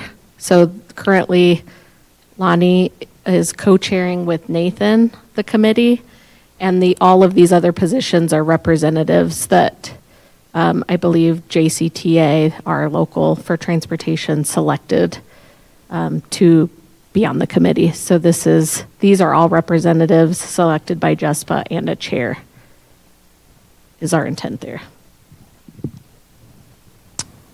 Okay. 13.5, so extra duty boards. 13.5.2, extra duty includes, but is not limited to, specials, field trips, athletics, and cleaning. 13.5.2.1, cleaning of terminals will be assigned to nearby custodial staff. If a custodian is unable to be assigned, then those duties may be posted as extra duty for transportation staff. 13.5.3, extra duty shall not be meant to displace permanent bargaining unit positions or for work that must be a position under the law. 13.6, restroom access. 13.6.1, terminal restrooms will be available to all transportation employees 24 hours a day, 7 days a week. If the terminal cannot be left open for security reasons, then the terminal will provide employees access with whatever means available, i.e. providing a porta potty, fob, card key, etc. 13.6.2, school restrooms will be made available to transportation staff to be utilized. Employees must have proper Jeffco ID on their person. 13.6.2.1, if an employee is mid-route and has students on board, they may stop at a Jeffco campus to utilize the bathroom. The employees must radio to have an administrator meet their bus or vehicle to supervise the students while the employee or employees are out of the bus/vehicle. 13.6.3, if the employee is out on a route while no students are on board, they may pull over to a safe location that has public restroom access. The employee will secure the bus and radio dispatch that they will be off for a restroom break and will radio dispatch when they return to their vehicle. 13.6.4, a driver cannot deny an assistant the use of a restroom stop if requested, even if it means that the route will run late. Drivers and assistants will not be disciplined for running late due to restroom breaks. If other accommodations need to be made for a driver or assistant, they may be requested. 13.6.4.1, supervisors may not discourage drivers or assistants from taking restroom breaks, nor may the request be denied. 13.7, breaks. 13.7.1, paid rest breaks must be built into schedule and scheduled after routes are completed. At no time shall they be deducted from any hours spent on standby time. Meal breaks, if taken while on a route, are paid on-duty lunches and must not be deducted from pay.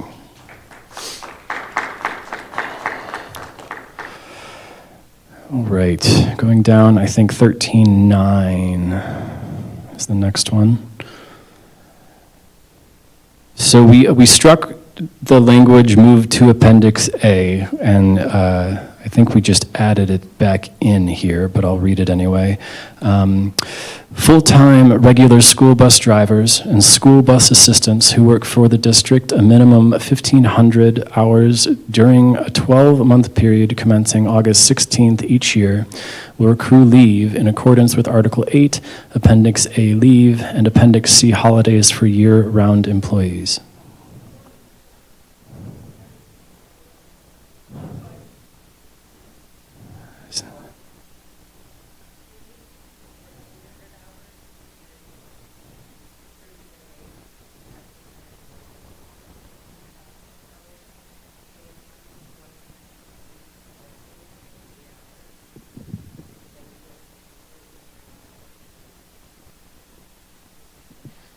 Okay, I'm sorry I missed that one. It might be in the other draft. Thank you. It's all good. You're the experts. 1456? Very good. All right, 1456 hours during a 12-month period commencing August 16th. I read the rest already. Okay. Going down, 1311.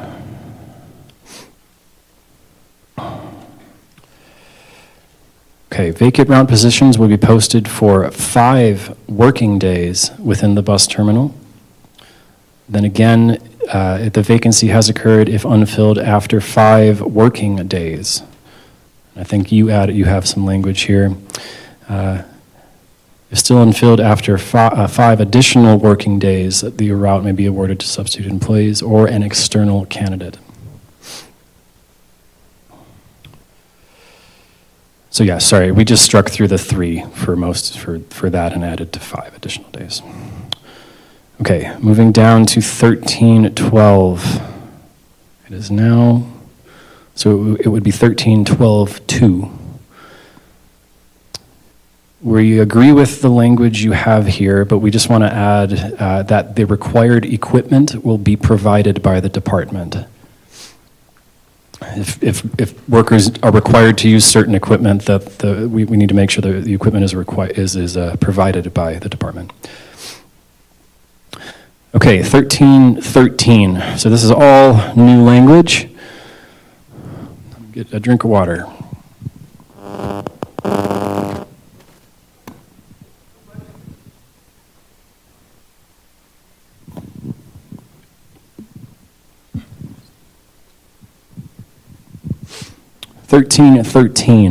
Non-CDL drivers. 1313-1. The district shall not enter into agreements with third-party rideshare companies or other private transportation providers for the purpose of transporting students unless all internal district transportation options have been fully exhausted. If the district determines that contracted transportation services are necessary, it must first provide written notice to the association detailing the rationale for outsourcing and the specific services required. Additionally, the district must demonstrate that no district-employed drivers or vehicles are available to fulfill the service need before proceeding with an external contract. Any contracted transportation must meet or exceed the same background checks, training, and safety standards required of district-employed drivers. 1313-2.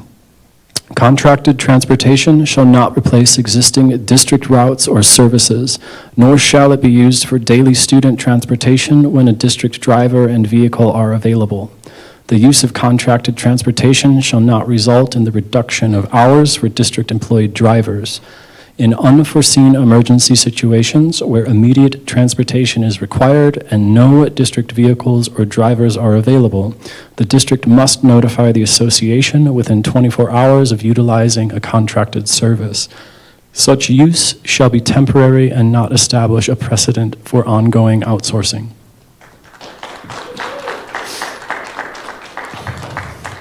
1313-3. For students requiring one-to-one transportation accommodations, the district shall prioritize the use of district-owned vehicles and district-employed trained drivers before considering external transportation options. All one-to-one non-CDL drivers assigned to special needs students shall receive appropriate training, including de-escalation techniques, student-specific support training, and safety procedures.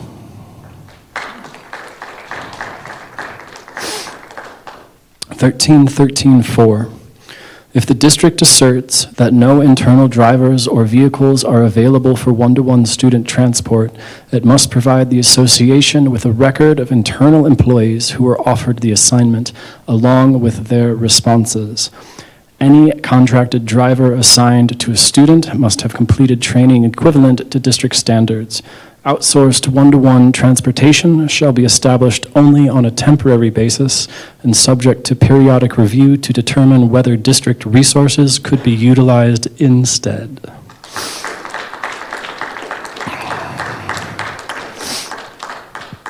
(13.13.5).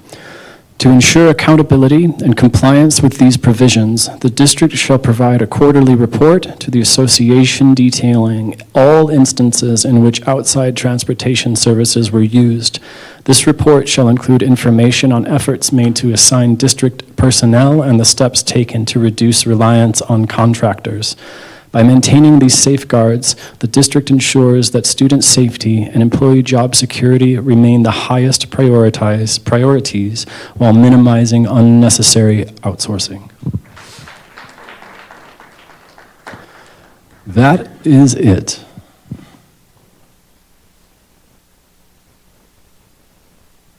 Can I ask a quick question about something you had at the very top? I just wondered if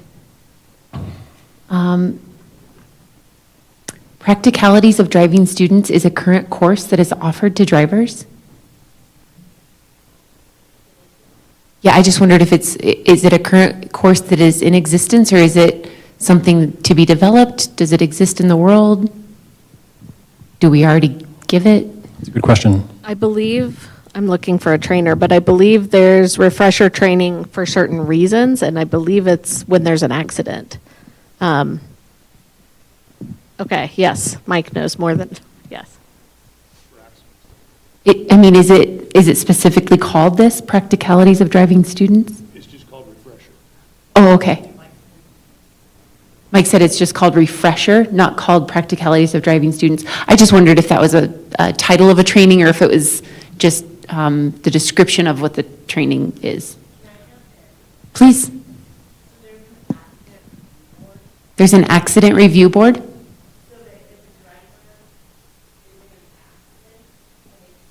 The accident. You could start over, Lonnie. Okay, I'm sorry. Mike, yeah. So if a driver's in an accident and they dispute it, so if somebody hits them from behind and they're like, no, that wasn't my fault, then it goes to an accident review board.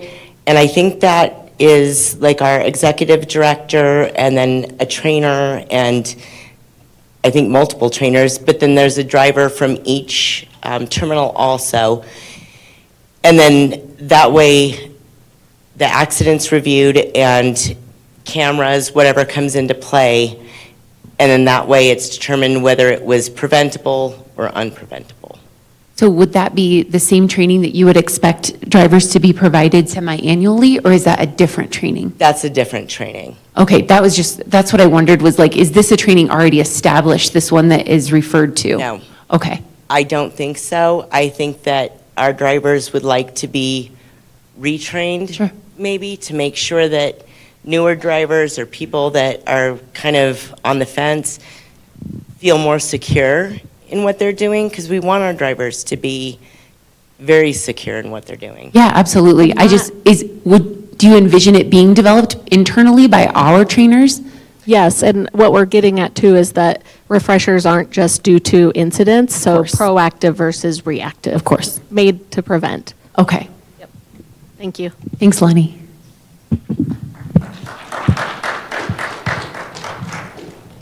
One more question, and this might be for Mike, but so the route changes in accordance with seniority, and then down below there was something else, I think it was bidding in accordance with seniority. Is that current practice in both situations?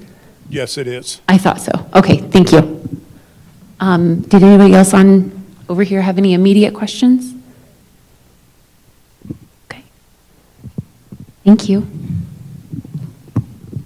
I actually wanted to clarify something, and maybe y'all can clarify this when you counter, but this additional work and then that will be offered to an employee to compensate for decreased time, we changed it back to offer because you can refuse to accept it. We wanted to ensure when we're talking about extra duty that we know clearly what it is, and some of this we don't know. So for instance, with the prior safety article on snow removal, what we don't want to happen is that a GPD gets reduced for a bus driver and assistant, and they're told, oh, well, you can shovel the lot and come in to make up your time. just because that's far outside of the typical duties of the employee's classification. However, we think that it might be considered an extra duty that you can sign up for. And we just want to clarify how these two play out so that people aren't being offered or directed in any way to do unsafe tasks or things outside of their duty. Would this normally be they're offered extra routes or like special trips? So I can't speak for all the terminals, but I know at some of the terminals, the snow removal is offered, but it's never forced. And then other jobs, within the terminal are also offered inside the terminal. Just to clarify, at Central, is the Central terminal done by a custodial? And it's just the other terminals, or no? Do you not cover those? Sorry. I'm looking at Mark. Yeah, custodial typically doesn't cover the terminals. End of evening perhaps, but not, midday between shifts and that type of a thing. I can tell you for certain that, at Central they help out. At the other terminals, they really don't. We have a facility manager that, North, for example, the facility manager at Ralston Valley assists with things like supplies and emergencies and things of that nature, but they don't do any cleaning. Okay. We want to make sure we're prioritizing safety, and we don't have the data, but I believe that there's a large number of workers' comp issues due to slips and falls in the lots. So that's what we're getting at, just so you know. If maybe it's worth looking at the data on that.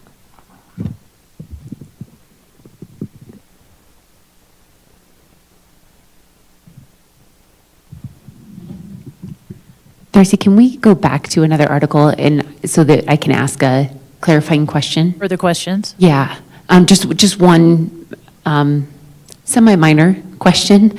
On Article 2, no. The bargaining two? unit work? I don't think it was 2. Please hold. But it was a conversation that we had earlier. I don't think it was 2. Nope, it wasn't 2. We had a conversation about safety. It was the safety article. So we presented it, and we were in the middle of a conversation, and I wanted to return to it around the sensory supports for general ed students, or all students at any site. And I wanted to clarify something, and then I just wanted to ask a question. So first of all, I want you to know that what I spoke to earlier was my own personal response when I was a principal. I have zero expectation that any administrator, teacher, or employee of this district use their own money to purchase sensory items for students. I just want to make sure that that is clear. I don't want that to be misrepresented at all. When I was a principal, that was something that I chose to do. If a child needed it, it is not something that I expect. And so I don't want anyone to take that the wrong way, nor would I expect a bus driver to purchase a toy for a child to keep them busy in the front seat while they are, to keep them from being distracted. I have no expectation of that.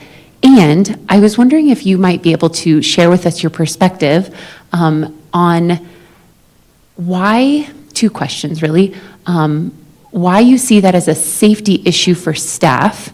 I'm sure you have perspective and experience with that in your various roles, and then why it belongs in the JESPA collective bargaining agreement, as far as with regard to staffing, working conditions, and safety. I was just wondering if you could describe your experience. And I'm going to back up a little bit and answer it obliquely. Because we're looking for CPR and first aid, not only for staff safety, but also student safety. So I'm backing into it that way. Because we see a need at the student level that's not being met. And JESPA is here to also elevate student needs. And if it's not being met through the normal channels, this is our only chance and our voice to make it happen.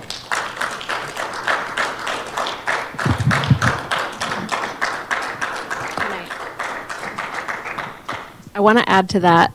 that also the folks that participated in safety committee also reported that as a result of not having the proper supports in place, that it can lead to a staff getting hurt. Yeah, that's what I wondered, if any of you had had that experience. That was the next thing. Oh, yes, absolutely. Sure. Kids who are not regulated, I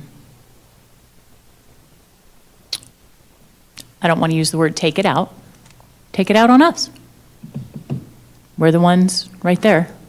If they're not taking it out on their classmates in the classroom experience, it is on us as we're transitioning them from class to lunch to recess, or when we're put into the position of this kiddo needs a break, take them out for a, like you were talking about, taking out for a walk. Thank you. It's, we physically get harmed.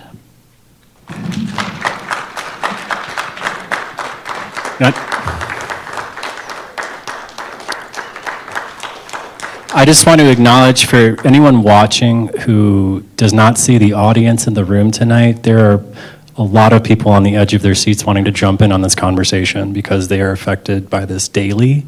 They've put a lot of work into this proposal to reflect their needs. And so I just want to acknowledge that right now. I just looked over there and I saw about 5 faces that really want to be part of this conversation, but just want to acknowledge that. Thank you, Xander, and thank you, Vicki and Darcy, for sharing your perspective and experience on that. I don't disagree with your approach, and I appreciate your advocacy on behalf of students. And my hope would be, so Sue Ann and I were both principals in the district, and Tanya is going to be a principal in the district. And on behalf of principals, I want you to know that they are approachable people, right? Conversations can be had with them and requests can be made to them. When Sue Ann and I were principals, we were elementary principals, and if a staff member came to me and said, this student is really struggling, I think they need X, like, we had a conversation, right? And so I just want you to know that there are reasonable, common sense administrators in this district who are willing to listen to you when you feel a student needs something, because you're advocating as an adult on behalf of a student. And so, so thank you for advocating here. I hear you, and I've been in that position where a staff member has advocated to me, and I have said, what can I do to make this happen? And you know, whatever we have to do, we'll make it happen. And I'm just going to follow that up with teachers, which is a completely separate thing. Teachers were all told, you will have a calm down quarter, and it will have X number of items in it with no support for that. In your building? In my building. I was going to say, that's not a district-wide mandate, just so you know. Well, you asked for my lens. Sure.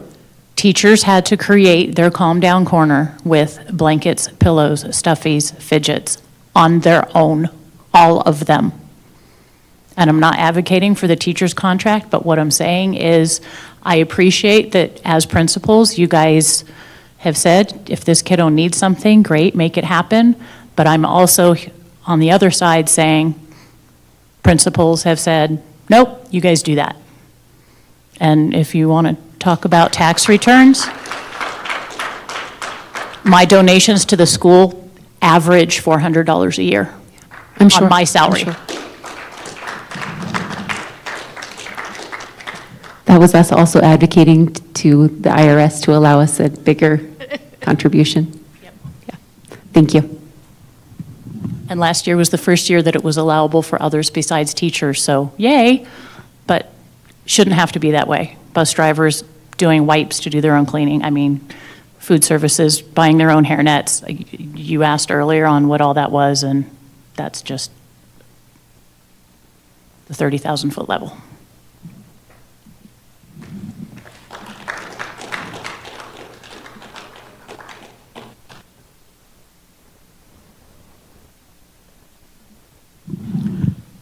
Any other questions on the articles? Not yet. Okay. Not at this time. Not at this time. Maybe we might have some if as we go through all of the language, we might have some when we bring back that article or before, specifically the transportation article. Okay. Agenda setting, joint communication, any preference where we start? We can go right to agenda setting if you'd like.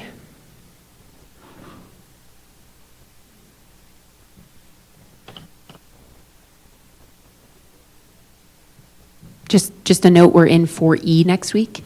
It's Tuesday, 8 a.m. to 12:30 p.m., and we are in 4E. We will make sure that we have live streaming set up, even if, actually, I think Drew has it available. Since it's now on YouTube, it's a little easier.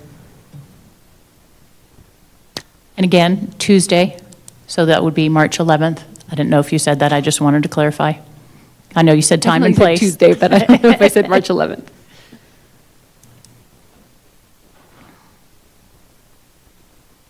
All right, we believe that we will be able to bring back Article 2, Article 4, and then we hope to be able to bring back the new staffing article.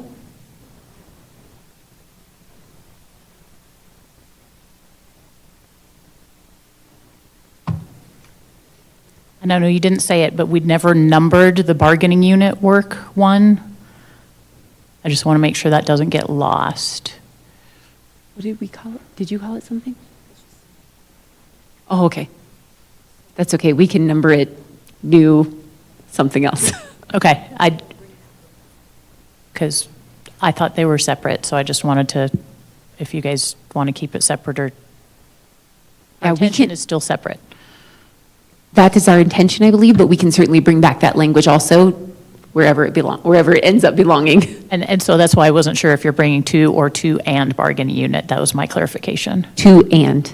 Okay. We'll call it Article BU.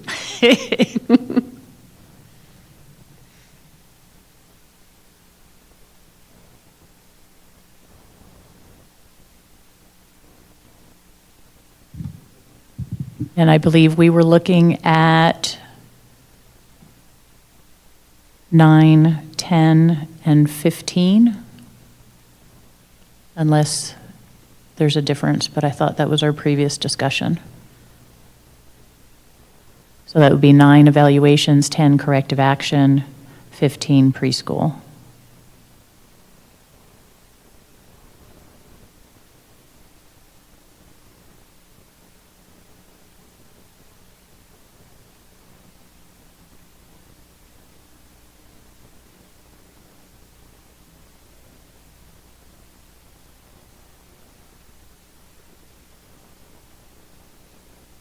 Yeah, that. We were just discussing that we have wage committee later in the same day, and I know that preschool wage schedule is on there. Did we want to hold it and bring that in? But I think we can bring it.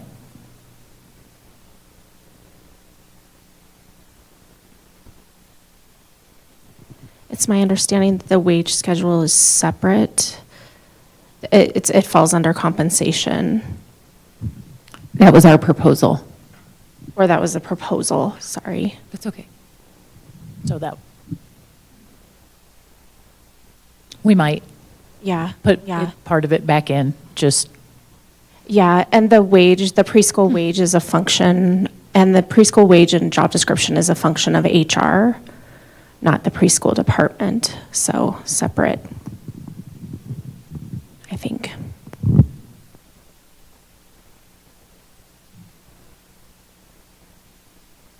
okay. Joint communication.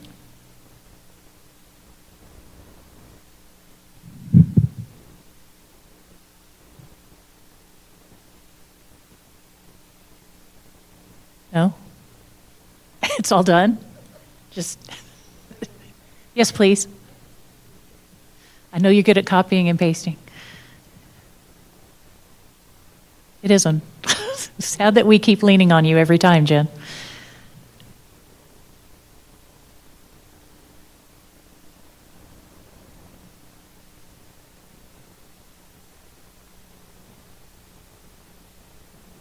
All right, Tuesday, March 4th, the DISCRA and JESPA bargaining teams met from 4 to 8 p.m. After introductions, Jeffco shared counterproposal language for Articles 12, 14, and the newly proposed safety article. JESPA shared counterproposal for Articles 2 and 13.